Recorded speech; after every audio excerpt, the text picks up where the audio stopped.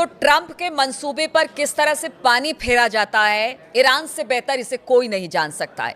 Iran पर हमले की तैयारी ट्रंप ने कर ली थी, लेकिन फिर ऐसा क्या हुआ कि ट्रंप को इस तैयारी को रोकना पड़ा, हमले को रोकना पड़ा।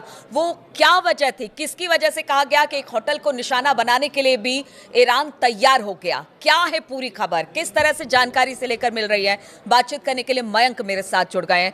मयंक, ट्रंप जो चाहे कर रहे हैं, इस वक्त टैरिफ लगा रहे हैं, हमला कर रहे हैं, धमकी दे रहे हैं, लेकिन ईरान ने किस तरह से ट्रंप को पीछे धकेला, वो एक बड़ी खबर अब इसे लेकर सामने आ रही है। वो बड़ी खबर क्या है जिसकी वजह से अमेरिका को पीछे जाना पड़ा? देखिए, ये बहुत बड़ा खुलासा हुआ है, सनसनीखेज खुलासा हुआ है कि आखिर क्यों ट्रंप को अपना पहला प्लान ईरान पर हमले का रोकना पड़ गया।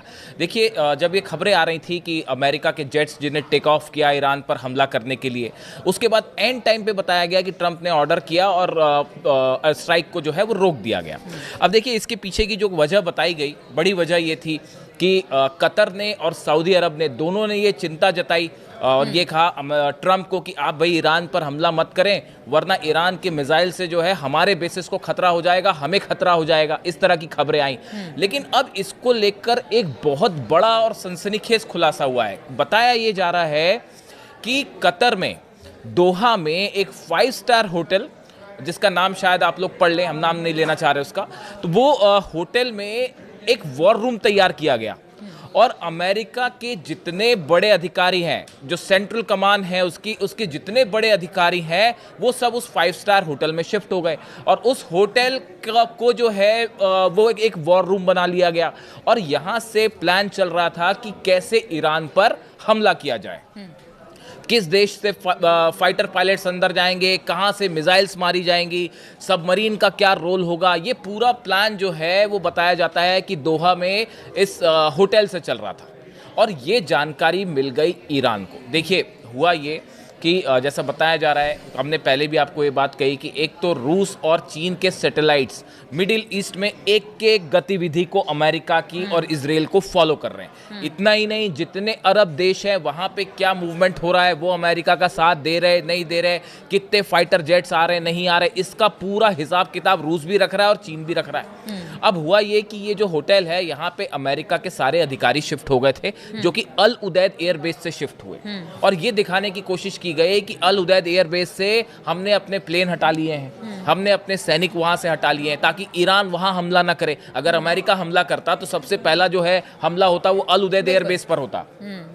और उस हमले को रोकना मुश्किल हो जाता। जब 12 दिन की जंग हुई और अमेरिका ने जब हमले किए तीनों न्यूक्लियर सेंटर्स पे, और उसको मिडनाइट हैमर नाम दिया गया था, और उसके बाद फिर जब ईरान ने 14 मिसाइल्स दागी अल उदैद बेस पर और उसमें से 4 मिसाइल गिर भी गई, अमेरिका का डिफेंस सिस्टम उसको नहीं रोक पाया, कतर का डिफेंस सिस्टम नहीं रोक पाया, और आसपास भी जो डिफेंस सिस्टम है वो 2000 किलोमीटर ट्रैवल करके मिसाइल आई 1800 किलोमीटर और वो अल उदैद एयर बेस पर गिर गई, आप नहीं रोक पाए उसको। तो सबसे बड़ा खौफ तो यही था कि कहीं अल उदैद एयर बेस ना उड़ जाए हमारा। अब उस बीच में इन्होंने अपने अधिकारियों को शिफ्ट कर दिया था इस 5 स्टार होटल। अब हुआ ये कि ये जो स्ट्राइक होने की बात चल रही थी कि बस ये हमला होने वाला है, हमला होने वाला है, इसी बीच ईरान के एक कमांडर की तरफ से ये चेतावनी आ गई, ये बात अमेरिका को और कतर को कह दी गई कि आपने जिस होटल में अपना वॉर रूम बना रखा है उसकी एक एक जानकारी है हमको, वहाँ आपके कितने अधिकारी हैं, कितने कमांडर्स हैं, उसके बारे में हम सब कुछ जानते हैं, और अगर हमारे स्पेस में आप अंदर आए तो सबसे पहले आपका ये जो आपने वॉर रूम बना रखा है, पहली मिसाइल यहीं गिरेगी। बिल्कुल तहस कर दिया जाए। सबसे पहला हमला जो है वो उस वॉर रूम पे होता जो अमेरिका ने बना रखा था, अपने अधिकारी जो कतर में जिस होटल को दोहा में जहां पे वॉर रूम बना रखा था, ईरान की तरफ से धमकी आई, पहली मिसाइल हम यहीं मारेंगे साहब। और उसके बाद जो है कतर और सऊदी, ये दोनों एकदम से डिफेंसिव मोड में आ गए, जैसा जानकार बता रहे। अब ये खबरें कई जगह है, फॉक्स न्यूज ने भी इसके बारे में छाप रखा है, न्यूयॉर्क टाइम्स में भी अलग अलग खबरें हैं इसको लेकर। आप अगर सबको जोड़ के देखें तो आपको एक घटनाक्रम पूरा बिल्कुल एक सूत्र में आपको दिखाई देगा। अब उसके बाद हुआ ये कि जैसे ही ये धमकी आई ईरान की तरफ से, तो ये बात एकदम से एक्सपोज हो गई कि भाई ये जो वॉर रूम बना रखा था, जहां पे सब कुछ जहां से तय होना था, कतर में दोहा से, जहां से 5 स्टार होटल में जो वॉर रूम था, अगर वहीं हमला हो जाता तो बड़ी संख्या में अमेरिकी टॉप कमांडर्स की कैजुअलिटी हो सकती थी, बड़े संख्या में अमेरिकी अधिकारी इसकी चपेट में आ जाते। उसके बाद बताया ये गया कि जब ये धमकियां आई उसके बाद कतर की और सऊदी के बीच में एक बड़ी बैठक हुई और उस बैठक में ये बात कही गई कि भाई ये जो ईरान के तेवर दिख रहे हैं और जो इन्होंने बताया जा रहा है कि 500 से 600 खैबर मिसाइल्स तैनात कर रखी हैं, फतेह सीरीज की मिसाइल्स तैनात कर रखी हैं। ने भी पहले कह दिया था कि अभी समय नहीं है हमला करने का। देखिए पिछली बार जब हमला हुआ था अप्रत्याशित यानी अनप्रेडिक्टेबल था, अचानक से हमला हुआ, ईरान इसके लिए उस तरह से तैयार नहीं था। लेकिन इस बार तो ईरान ने कह दिया था कि हाँ कि अब देखिए ऐसा है कि अगर आप हमें टारगेट करेंगे तो आपको भी छोड़ा नहीं जाएगा, उसके लिए पूरी तैयारी। हाँ, ये बिल्कुल ठीक कहा आपने। ये ईरान की तरफ से साफ और क्लियर मैसेज था कि अगर हम पे हमला किया आपने तो इस बार हम लिमिटेड वॉर नहीं करेंगे। देखिए इस शब्द का इस्तेमाल जो है वो अगर आपने अली खामेनी साहब की लास्ट 2 स्पीच सुनी हो और ध्यान दिया हो इस बारे में, उनके कमांडर्स के बयान को आपने ध्यान से सुना हो, तो आप देखिए ये जो भाषण होते हैं इनके छोटे छोटे शब्द आपको पकड़ने पड़ते हैं। बार बार ईरान की तरफ से कहा गया कि हम प्रीएम्प्टिव स्ट्राइक करेंगे। उन्होंने कहा इस बार हम लिमिटेड स्ट्राइक नहीं करेंगे, इस बार सीज फायर नहीं होगा। यानी ईरान एक ऑल आउट वॉर के लिए तैयार था कि अगर हमला होता है, अगर अली खामेनी साहब को टारगेट किया जाता है या ईरान के एयर स्पेस में अगर आप घुसते हो, आप देखिए तुरंत ईरान ने अपना एयर स्पेस बंद कर दिया था पिछली बार, और जितनी मिसाइल्स थी वो तैयार थी और एक साथ 8 बेसेस एकदम लाइन से तैयार थे। अल असद बेस अमेरिका में, अल उदैद बेस कतर में, सऊदी का जो बेस है वो, जॉर्डन, सीरिया, ये सब बेसेस जो अमेरिका के हैं सब पे एक साथ मिसाइल दागी जाती। और इसराइल की तो हम बात ही नहीं कर रहे हैं। कहावत बहुत ज्यादा है कि देखिए आपके पास अगर खोने के लिए कुछ नहीं रहता तो फिर आप सामने वाले को भी उसी दमखम के साथ बिल्कुल एकदम उस पर वार करते हैं। अमेरिका एक बड़ा देश है और कह लीजिए कि एक महाशक्ति के तौर पर है, ईरान लगातार उसके टारगेट पर रहा है, तो ईरान को भी है कि अब आमने सामने की लड़ाई होगी तो फिर एकदम जबरदस्त तरीके से हमला किया जाएगा। हमारे पास खोने के लिए कुछ नहीं है, लेकिन अगर अमेरिका को अगर कुछ होता है तो फिर उसके पास खोने के लिए एकदम आपने ठीक कहा। यही वजह है, आप इतिहास उठा के देख लीजिए कब ऐसा हुआ कि अमेरिका को अपनी फोर्सेस वापस बुलानी पड़ गई इराक से। बताइए कब ऐसा हुआ? कभी इतिहास में हुआ ऐसा कि यहाँ ऑपरेशन होने जा रहा है ईरान पे, इराक से जो है अल असद बेस खाली करना पड़ गया? पहली बार हुआ ऐसा। अब देखिए अब ये घटनाक्रम पे आते हैं हम फिर से। अब ये जानकारी जैसी पता चला भाई इनको, अमेरिका और कतर को और सऊदी को समझ में आई ये बात कि भाई ये तो पूरी जानकारी इनके पास पहुंच चुकी है कि वॉर रूम का एक एक चीज इनके पास है। उसके बाद कतर और बताया जाता है कि सऊदी के बीच में एक बड़ी चर्चा हुई और उसमें ये तय किया गया, जिसके बाद क्राउन प्रिंस जो है मोहम्मद बिन सलमान, इनकी तरफ से अमेरिका को ये बात कही गई कि भाई देखिए आप हमारे एयर स्पेस का इस्तेमाल ना करें, आप हमारे बेसिस का इस्तेमाल ना करें। अगर आपने हमारे बेसिस का इस्तेमाल किया, जो बताया जा रहा है कि जो सऊदी की तरफ से मैसेज दिया गया कि अगर आपने ईरान पर हमला किया इस हालात में तो मिडिल ईस्ट में एक इतनी बड़ी जंग छिड़ जाएगी जो यहाँ सब कुछ तहस नहस कर देगी।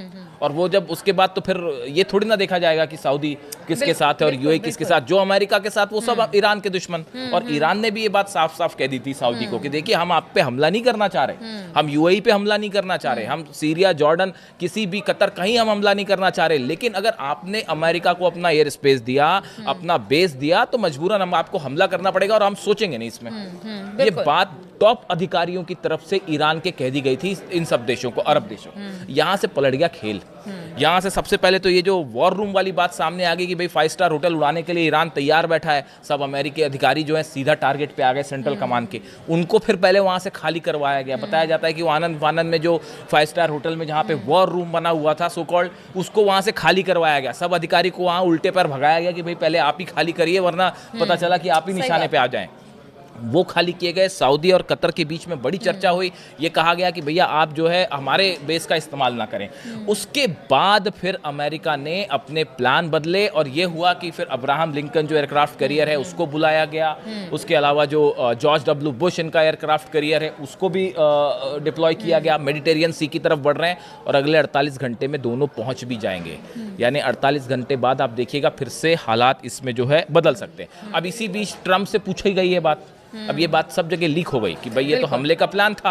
ट्रंप से सवाल किया गया कि भाई आपने स्ट्राइक, आप कह रहे थे एक तो मदद आ रही है, मदद आपकी आई नहीं, आपने क्या प्लान बनाया था उसे चेंज क्यों किया, क्या कोई दबाव था? तो ट्रंप ने कहा कि नहीं, मेरे पे कोई दबाव नहीं था और मेरे पे सिर्फ अपना दबाव होता है, मैं खुद अपना फैसला लेता हूँ। इस तरह की बात इंटरनेशनल मीडिया में अगर मांग कहा जाए तो लोग ये कह रहे हैं कि पीठ दिखाकर भाग गए ट्रंप। तो ये जो है बड़ा, ये बड़ा सेटबैक रहा। ये इससे एक ऐसा ओपिनियन, देखिए इससे मैसेज क्या गया, मैसेज इससे ये गया कि कि अमेरिका जैसा पावरफुल देश। अच्छा, ईरान में जिनको ये कहा जा रहा था, जिन प्रदर्शनकारियों को कि हमारी सेना पहुंच रही है, हमारी मदद, वो भी अपने आप को छला महसूस कर रहे हैं। बिल्कुल। अब ये देखिए, ये असल में ये कहानी सिर्फ इस बार की नहीं है। देखिए, ये जो पिछली बार इजराइल ने जो कतर पे हमले किए थे, दोहा में जो हमास के लीडर्स पर को टारगेट करते हुए जो हमले किए थे, वहां से अरब देशों को ये बात लगने लग गई थी कि ईरान जो कह रहा था वो सच कह रहा था, कि ये इजराइल जो है वो कभी भी आपको भी निशाना बना सकता है। ये बात बार बार ईरान की तरफ से अरब देशों को समझाई गई कि भाई इजराइल जो है वो आज हमसे जंग कर रहा है, कल को आपका भी नंबर आ सकता है। ये बात सबको कब महसूस हुई? जब इजराइल ने जो है वो कतर में जो है दोहा में स्ट्राइक्स करी और हमास के लीडर्स पे, वहां से जो है वो ये बात सबने महसूस की। अमेरिका इजराइल पर विश्वास करके अगर ये अरब देश ईरान का साथ छोड़ते हैं तो ये बड़ा नुकसानदेह हो सकता है। ये इस बार इनको महसूस हुई। हाँ। और इसी वजह से सऊदी और कतर की तरफ से फिर बताया जा रहा है कि बाकी कई देशों ने भी ये बात कही कि भाई आप जो है हमारे एयर स्पेस का इस्तेमाल ना करें। उसके बाद सेकेंड प्लान पे अब जो काम चल रहा है, देखिए ईरान को अभी भी घेरने की तैयारी चल रही है और बड़ी तैयारी चल रही है। पूरे जहाज जो है, दोनों एयरक्राफ्ट कैरियर आ गए हैं। कई सारे ऐसे जहाज जो एयरक्राफ्ट कैरियर नहीं है, वो भी जो है उनको जो डिस्ट्रॉयर्स कहते हैं उनको, वो पहुंचने शुरू हो गए मेडिटेरियन सी में, रेड सी में आसपास आने शुरू हो गए। और इसके अलावा बड़ी संख्या में सैनिकों को भेजना भी शुरू हो गया। हाँ, क्योंकि व्हाइट हाउस की तरफ से आदेश बयान आए थे कि देखिए हमले का विकल्प अभी भी खुला हुआ है। बिल्कुल बिल्कुल। तो ये जो बिल्डअप हो रहा है ईरान के चारों तरफ, ये बता रहा है कि अभी मामला जो है 48 घंटे बाद निकल के सामने आएगा कि क्या हो सकता है। और देखिए एक और बड़ी बात, इस बार ये सऊदी, कतर और बाकी जो देश हैं, इनकी तरफ से ये बात भी कही गई अमेरिका को कि पिछली बार के विरुद्ध इस बार जो है रशिया और चीन दोनों बड़ी मदद कर सकते हैं ईरान की। आप इसको वेनेजुएला ना समझें कि वेनेजुएला पर हमला किया और वो एक देश चूंकि मेनलैंड से दूर है, रशिया से, चाइना से, तो कोई मदद नहीं कर पाया। लेकिन ऐसा ईरान के साथ नहीं है, तो वेनेजुएला मत समझिए। और यहाँ से जो है ये जो 5 स्टार होटल में वॉर रूम बनाने वाली बात थी और जो ईरान के एजेंट्स को पता चल गई, ईरान की खुफिया एजेंसीज को पता चल गई, और वहाँ से जो है ये पूरा मामला पलटा और उसके बाद इन अधिकारियों को वहाँ से छोड़ना पड़ गया और यहाँ से पलट गया ट्रंप का पहला प्लान। तो देखिए पहला प्लान तो ट्रंप का पलट दिया ईरान ने, जिस तरह से हमले को लेकर लगातार प्लानिंग अमेरिका की हो रही थी। लेकिन देखिए अमेरिका है और ट्रंप अभी भी उन्होंने कह रखा है कि देखिए हम हमला करेंगे या ईरान हमारी बात नहीं मानता है तो टैरिफ की बात हो या फिर सैंक्शंस की बात हो, वो करता रहे। लेकिन हमले का विकल्प अब भी खुला हुआ है, यानी कि स्थिति अब भी गंभीर है। कब क्या हो जाए पता नहीं चलता, लेकिन एक हमला तो विफल ईरान ने किया है और ये बड़ी बात है अपने ऊपर आने वाले संकट को। और इस बार तो ईरान भी तैयार है, क्योंकि इससे तो पूरा मिडिल ईस्ट सहमा हुआ है कि अगर अमेरिका या इजराइल हमला करता है तो फिर ईरान जवाब देगा, और जवाब ऐसा कि पूरा मिडिल ईस्ट हिल कर रह जाएगा। चलिए, इस तरह की खबरों पर लगातार हमारी नजर बनी हुई है। तमाम अपडेट्स लेकर हम आपके पास आते रहेंगे। फिलहाल बहुत बहुत शुक्रिया आप सभी का हमारे साथ इस चर्चा में शामिल होने के लिए।